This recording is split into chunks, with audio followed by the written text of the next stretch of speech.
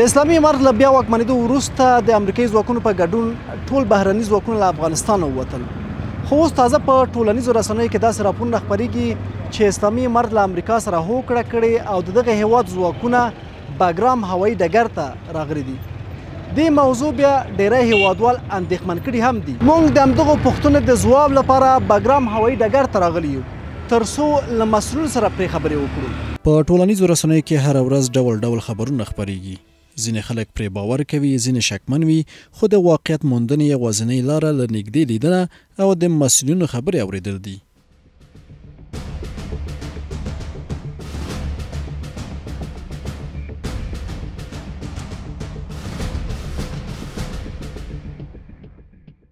مولوي صاحب، د وروستیو کې په ټولنیزو پاڼو کې داسې راپورونه خپرېږي چې باګرام هوایي ډګر ته امریکایي یا د نورو هیوادونو ځواکونه راغلي دي.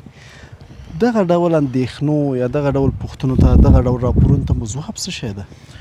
دا خو تاسو ته در معلومیږي، ټولو ته معلومیږي چې دا د دښمن تبلیغات دي.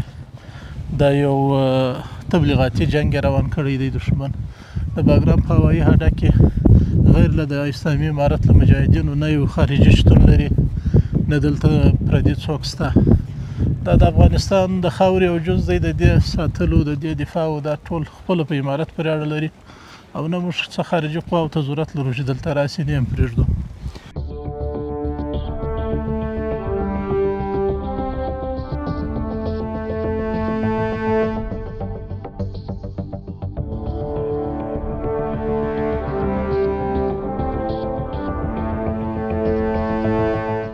امریکا او د هغو ملګري چې په باګرام او افغانستان کې ماته وخوړله، څه فکر کوئ دوی به بیا زړه ښه کړي چې دلته راسي؟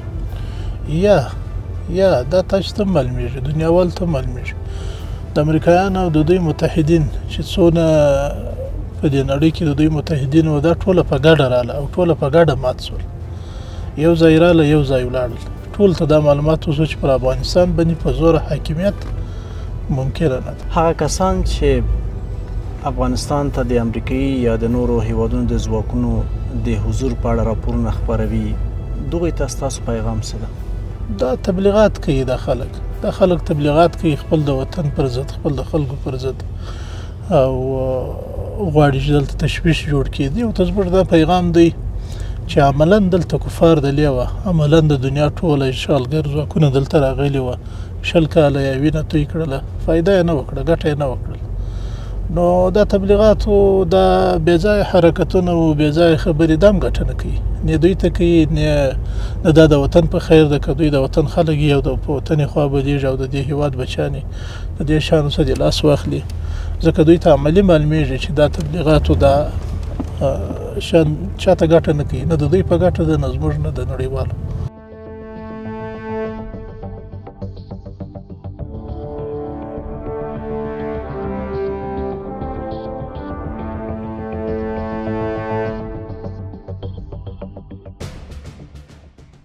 دلته په هیڅ نوع باندې خارجي الوتکه یا خارجي سړی نه دی راغلی. موږ ټولو ته ښه پوره اطمینان ورکوو چې الحمدلله دلته شرعي نظام او دلته د مجاهدینو شتون شته. دا خواته مو پوستې دي، دا خواته مو هم پوستې دي، او هغه مو قومنداني وه چې موږ تاسې رالو. الحمدلله دلته هیڅ نوع پرواز مرواز نشته، نه څوک راغلی دی، نه څوک د دې ځایه تللی دی، نه دلته پرواز شوی دی. دغه ډول اوازو ولس ډېر اندېښمن کړی ده. دوی ته څومره ډاډ ورکوئ چې رښتیا هم د دغه هوایي ډګر کنټرول ټول د اسلامي امارت د ځواکونو په لاس کې ده؟ دې ته ټولو افغانانو ته او ټولو مسلمانانو ته ښه پوره اطمینان موږ ورکوو چې الحمدلله دلته هېڅ نوع دغه نشته، خارجي نشته، یا په د موټر په راتګ کې یا د الوتکې په راکتګ کې هېڅ نوع الوتکې دلته پرواز نه دی کړی. په ډېر ښه پوره اطمینان ورکوو. خو دا دی تاسې وینئ، ګورئ دا زموږ ځایونه دي او دغه مو دغه رنوې ده چې دلته طیاره ناست او نشست و برخاست کوي، او دغه منطقه ده، دا خواته هم زموږ ټاوران شته، هغه مو هم ټاوران دي. نو الحمدلله موږ ډېر ټولو ته په ښه پوره اطمینان باندې ډاډ ورکوو چې الحمدلله دلته د هېچ چا دغه نشته، وجود نشته، بغیر له مجاهدینو اسلامي امارت څخه ما سوه هېڅوک دلته وجود نه لري خارجي سړی.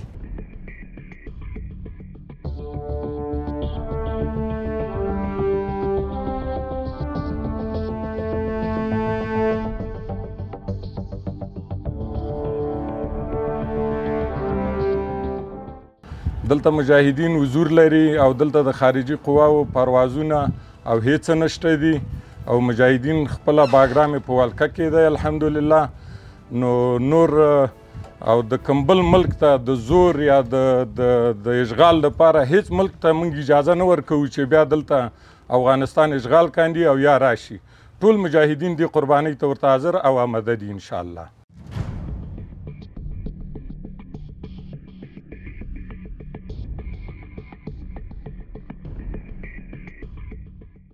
د بګرام هوایي ډګر ترڅنګ مو له ځایي خلکو هم پوښتنې وکړې. احمدزی چې له څو کلونو راهیسې د یاد ډګر په څنګ کې صرافي لري وایي هره ورځ له سهاره تر ماښامه دلته پر خپل کاروبار بوخت وي، خو تر اوسه هیڅ بهرنی ځواک نه دی لیدلی. البته تا فعلا ما هیچ چشم دیده ندیدیم از اینجا. دسیسه‌هایی که هست در تلفن و سوشال میدیا دیدیم که یعنی آمریکا آمده. تا فعلا ما در چشم دید خود ندیدیم اینجا. یعنی در این ساحه که شما هستین ندیدین که نیروهای کشورهای دیگه به اینجا آمده باشه؟ نه خیر ندیدیم. در این ساحه در میدان وی بگرام فعلا کی هستن؟ فعلا خود امارات اسلامی است، دیگه بجز از یاد کسی نیست. گزارش هم پخش شده بود خانه هایی که در چهار اطراف بگرام هستن برزو امر شده که یار تخلیه کنه. این چقدر واقعیت داره؟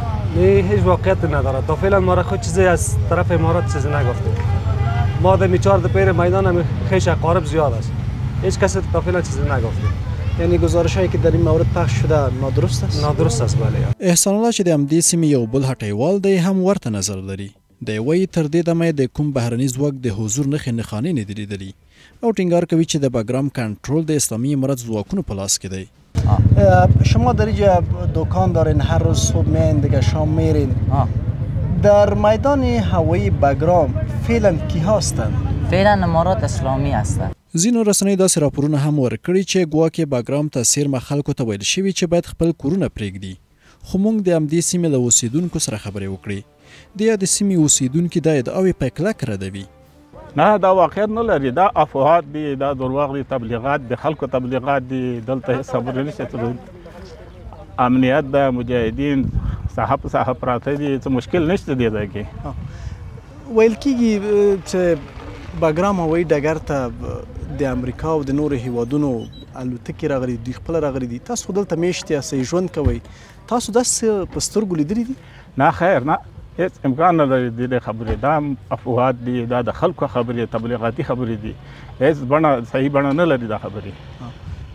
دلته یعنی په دې هوایي ډګر کې چې تاسو سمته ژوند کوئ، دلته تاسو څوک ګورئ په خپلو سترګو؟ څوک دلته؟ ټول مجاهدین د اسلامي امارات، ټول مجاهدین سرتیر دي، دلته بل څوک نشته. نه خیر، کسی امارات اسلامی برای ما نگفته. من خودم اینجا کار میکنم و برام هیچ کس نگفته که امارات اسلامی نگفته که خانه‌تان رو ترک کنید. اینجا داخل میدان هوایی بګرام بجز مجاهدین چینایی است، نه روسی است، نه امریکایی است. هیچ کسی نیست. مجاهدین امارات اسلامی افغانستان است بس. له امریکا سره د اسلامي امارت د هوکړې او بګرام هوایي ډګر ته د یاد هیواد د ځواکونو د بیرته راتګ په اړه مو د ملي دفاع وزارت ویان مولوي عنایت الله خوارزمي وپوښته. ښاغلي خوارزمي په دې اړه وویل تبلیغات هستن، شایعات هستن درباره بګرام که هیچ نوع توافقنامه، هیچ نوع تفاهمنامه با هیچ کسی، با هیچ کدام گروهی یا شرطی یا کشوری یا نهادی صورت نگرفته. بګرام هم جزو خاک افغانستان است. ما رد میکنیم و بګرام هم که هست اونجا یک فرقه و همچنین یک مفرده هوایی ما داریم مثل دیگه مراکز نظامی ما، نظامیه ما اونجا مستقر هستن. همه چیز در حال است. شایعات ما رد میکنیم، دروغ است. داسې هم ویل کېږي چې بګرام هوایي ډګر ته امریکایي یا د نورو هیوادونو ځواکونه راغلي دي. د دغه راپورونو په اړه ستاسو ځواب څه دی؟ نه ما این رو رد میکنیم. در فعلا قسم که قبلا یاد کردیم اینجا فرقه وزارت دفاع چیز داره، تعبیه شده گیستن، نظامیان ما اونجا حضور دارن. هیچ نظامی کشور دیگری اونجا حضور نداره. اونجا همه چیز در تحت کنترل است. این چیزایی که گفتن میشه اینا شایعات هستن، تبلیغات هستن، مورد نیست. داسې راپورونه هم ورکړل شوي دي چې د بګرام هوایي ډګر ته څیرمه کوم هیوادوال چې هلته میشت دي، اوسیږي، دوی ته امر شوی چې خپل کورونه تخلیه کړي. آیا تاسو دا موضوع تاییدوئ؟ ستاسو نظر په دې اړه څه دی؟ نه خیر، بګرام هم گفتیم مثل مراکز نظامی ما در دیگه ولایات، در دیگه جاها هم تعبیه شده مستقر هستند. حالت عادی و نرمال خود را داره. این چیزا واقعیت نیست. مجددا مکررن باز میگیم که ما این تبلیغات رد میکنیم. د اسلامي امارت دفاعي او امنیتي ځواکونه اوسنی ظرفیت څومره دی؟ آیا دغه ځواکونه دا وړتیا لري چې د هیواد له خاورې خپلواکه دفاع وکړي؟ بله، در رابطه سوال که شما نمودین باید بگیم که با توجه به اینکه در 20 سال گذشته فرزندان اصیل و رشید کشور مجاهدین امارت اسلامی افغانستان در سخت‌ترین شرایط به خاطر آزادی و استقلال جنگیدن و خداوند فتح را نصیبشان نمود. ما میتوانیم باید دیگه به مردم خود اطمینان بدیم که اونا مطمئن باشن، با آرام زندگی خود ادامه بدن. ما ظرفیت از این داریم که از کشور خود دفاع بکنیم و امنیت کشور را تامین بکنیم و به هیچ گروهی و هیچ کشوری اجازه ندیم که به خاک ما تجاوز بکنه و سر ما تجاوز بکنه یا اشغال بکنه. له دې سره سم د اسلامي امارت چارواکو هم تل د باګرام هوایي ډګر په تړاو دا ډول راپورونه رد کړي دي.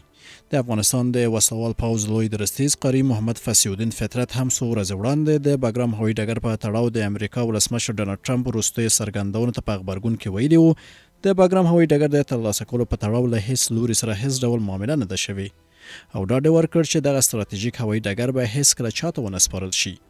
ښاغلي فطرت زیاته کړه اسلامي امارت دا وړتیا لري چې د خپل هیواد دفاع په خپله وکړي او هیڅ چاته اړتیا نشته چې له دوی سره همکاري وکړي. میدان هوایی باگرام داخل گفتگو و مذاکره هستیم و گویا تعامل میکنیم و از روی زور نتونستیم، از روی تعامل سیاسی میخواهیم که ما پس این منطقه را به دست بیاوریم. این برای هموطنای عزیزی خود، برای مردم افغانستان، برای مردم مسلمان افغانستان این ما اطمینان میدیم که این که در برابر خاکمان یک وجب خاکمان، یک بلیست خاکمان با کسی تعامل شود، این چیزی است که هیچ امکان نداره و امکان پذیر نیست. بلخوا د چارو یو شمېر شنونکي د باګرام په تړاو دا ډول څرګندونې تبلیغاتي فشار یادوي او په باور چې د دا ډول راپورونو خپرونکي غواړي د سره خپلو کرغېړنو موخو ته ورسیږي. دا یو تبلیغاتي فشار ده چې د افغانستان اسلامي امارت باندې د راوستو لپاره کارول کیږي او په کور دننه د دې موضوع نه په استفادې یا د دغه رنګه تبلیغاتو نه په استفادې باندې د شومو اهدافو د ترلاسه کولو لپاره استفاده کوي تر څو هرج مرج رامنځته شي. تاسو یې نتایج ولیدل چې په مختلفو برخو کې د خلکو سرونه راپورته کړل چې د دې اډې په سر باندې معاملې ته تیار وو. باګرام کرایي نیست. باګرام مربوط تنها امارت نیست، مربوط حکومت نیست. خاک افغانستان به هیچ کس به هیچ عنوان داده نمیشه.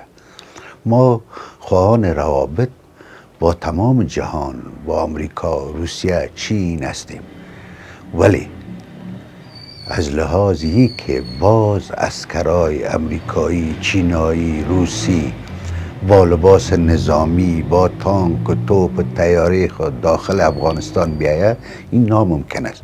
د امید رادیو درنو کتونکو او اوریدونکو له تیرو 2 ساعتونو راهیسې موږ دلته په باګرام هوایي ډګر کې یو. دې خواته رنوی او دې خواته نظامي تاسیسات دي. د مسؤلینو له څرګندونو دا ثابتېږي چې دلته نه امریکایي، نه روسي، نه چینایي او نه هم د نورو هیوادونو ځواکونه شتون لري. یوازې څه چې لیدل کېږي هغه د اسلامي امارت ځواکونه دي. دغه راز دلته موږ چې په دې 2 ساعتونو کې ولو موږ هیڅ داسې یو د بهرنیو ځواکونو د بهرنیو الوتکو ناستې مو ونه لیدلې. نو له دې ثابتېږي چې دلته ټول واک او اختیار د اسلامي امارت د ځواکونو په لاس کې ده.